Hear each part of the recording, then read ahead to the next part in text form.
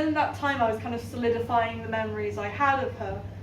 But a lot of the, like there was one, really fucked me up, was I have a distinct memory of sitting on the sofa in my mum's house, probably one of the clearest memories I have of her, and we're watching the statue of Saddam Hussein come down. And I go, Mummy, what are they doing? And she's like explaining that he was a nasty man, and it was nice, and it's the closest I felt to her. And then I was doing a project about that at uni, not at uni, for GCSE history or something like that, I can't remember. I was looking it up for some reason, and that statue came down in June 2003, and my mother died in February 2003. And so that memory, I must have been watching it at my grandparents' house and created this narrative during one of my blackouts of my mum being there beside me explaining what was happening. I don't know if the words she said are ones which my grandma told, and I've transposed it, and it makes me wonder, do I even have any memories of her? But also, like, I've got memories of her saying why she liked Tony Blair and me throwing up in the car. And I've got memories of me worrying about this made-up bogeyman who would look in black windows. I remember looking out and wobbling one-eyed teeth, and then it came worrying that this man was this creepy goblin man was going to come in, and it came off in my hand, and I was like, Mum, my tooth's come out, and she was like, no it hasn't, and I was like, look, it has.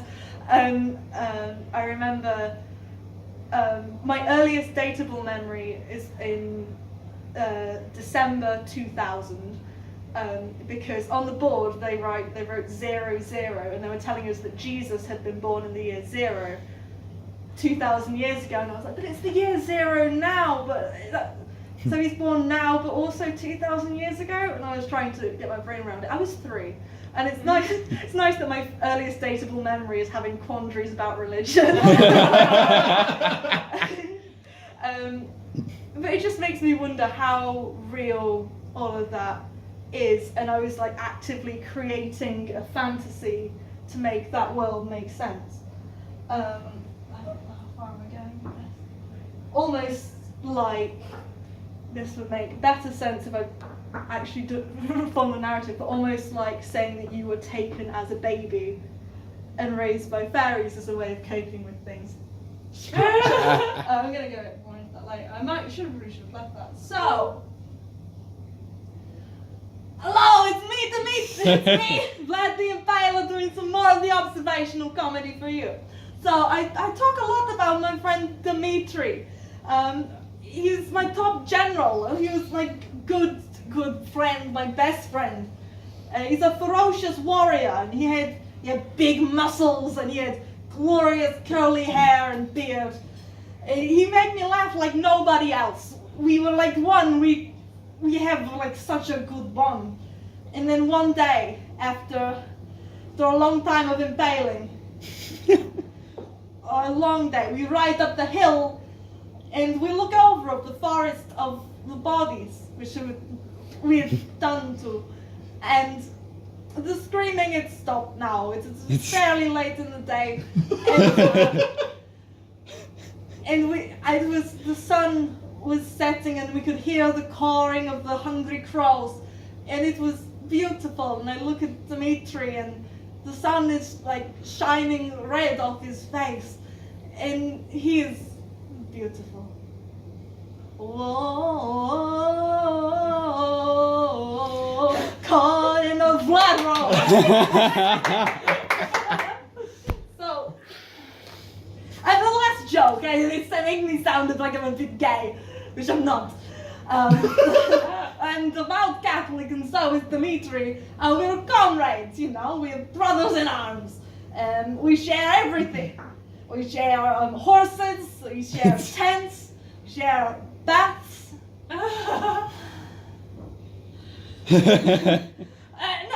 No, this is beside the point. I impale women's all the time. Oh, it's supposed to be a sex joke, come on. I impale women's all the time. And Dimitri, he does it with me. We impale together. Like we say earlier, Vlad's, it's not actual men doing genocide. And so everything was going great with me and Dimitri. We go for riding every day in Vale, we do more rides, and it was great. And then he got called back to the castle, the capital, because his family, he's a young man, and his family arranged marriage for him with young prepubescent girl. And like, it's fine. It's fine, he's getting married. Like, he say to me, because I get angry, I know I'm going to miss him. And so he said to me, nothing will change, I get married because it's arranged, it's expected, but nothing will change between us. I just leave her at home like all of the other nobles, and we will be the same. We are as one. We are as one, Vlad, he said to me. And he's right, he should get married, and he will have ferocious sons. You can join my army, and he's good, he's good for country. And I'm not jealous. Because it's not like I could marry him. I mean, could you imagine? How ridiculous would it be if I wanted to marry him?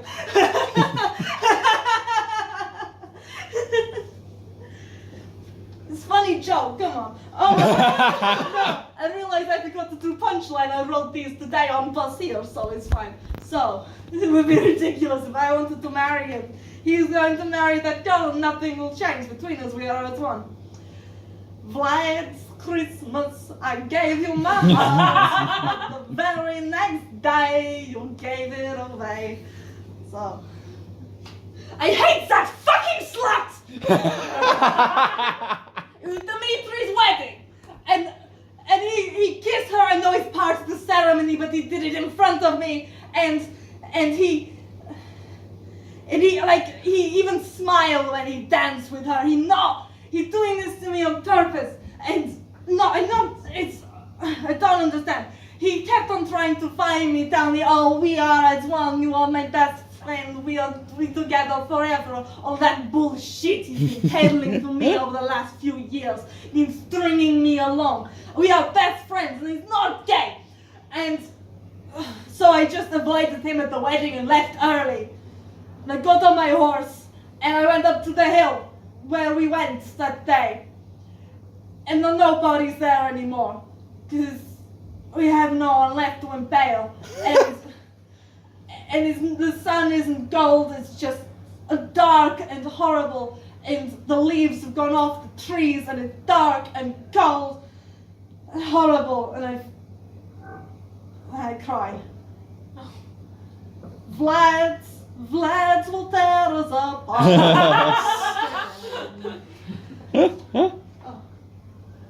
Hit it. Also came up with this on the train. Okay, so.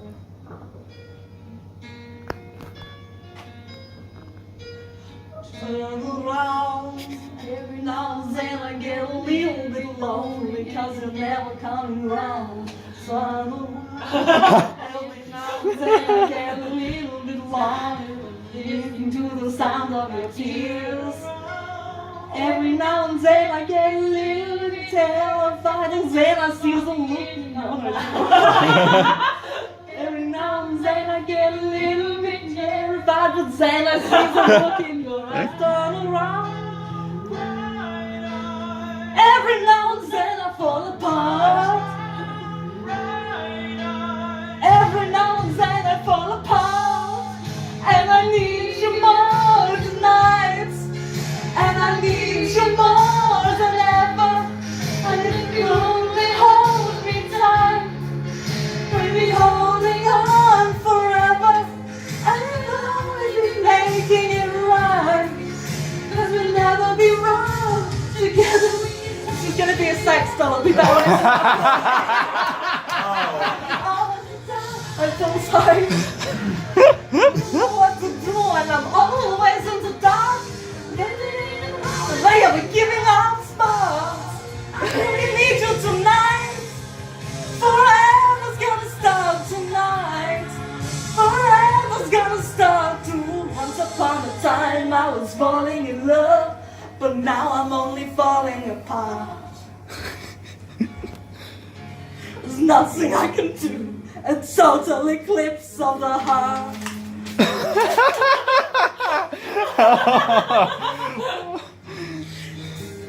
Once upon a time you was the light in my life, but now there's only love in the dark. Nothing I can do, a total eclipse of the heart. Fade out. Total eclipse.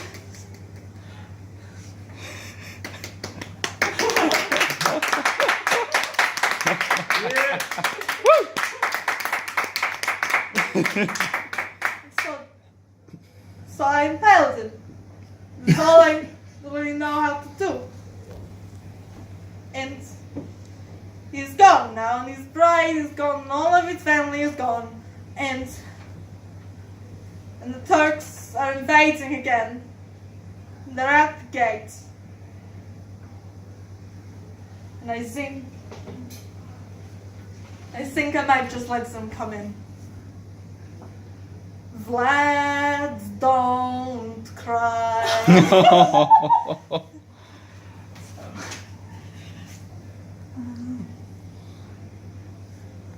So, the thing is, it's on the way. Oh no. So the thing I was talking about with the fake memory statue, the thing is I wasn't taken away by fairies. The lump of wood, like the Katie Mitchell that was the lump of wood, what if I'm her? What if the version, like, if I've been the one who's been living in a fairy tale, the lump of wood is the one who had to go through, like, school and all of the bad stuff that happened there and had to live that life with the A-levels and worrying about not being goth enough when you're emo, and I didn't include the part about being raped when I was 16. I meant to, because it's relevant. But then again, I've got a lot of serious stuff in this, so I might not. But she was living that life, and I'm not. Like, we create these fairy tales to make everything easier for us to cope with, and we do stupid things like we can't cope with our mother's death, so we write about Gargamel body pillows, and we can't cope with our internalized homophobia, so we write about Vlad the Impaler. And in reality, those things can help, but if we're talking about the 5 stages of grief, the important thing to do is accept it. And while the fantasies are good when you're a child, when you're trying to make sense of the world and you don't understand everything, they don't work when you're an adult, and if you let the fantasies go on, they just become more and more toxic until eventually they don't help at all. And so,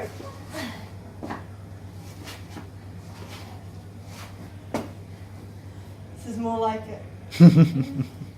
You said to me when I came in, I've never seen you wearing white before. Whereas this is the outfit I wore to all of our improv practices. Literally. So,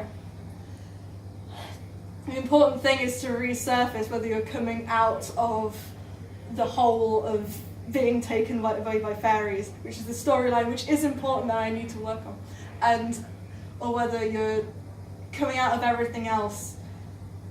Reality is kind of important to focus on, but the fantasy, you've just got to control the life. This is kind of profound, but like I haven't really written it because I only worked out the ending of the show like on the way here. So there's only one thing left to do, which is pint of beer, pint of milk, pint of blood. You've had, I don't fucking know. So. Marry the pint of blood, because it could come in handy. Very feminist of you.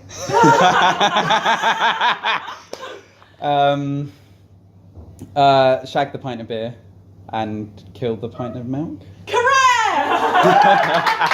Yeah,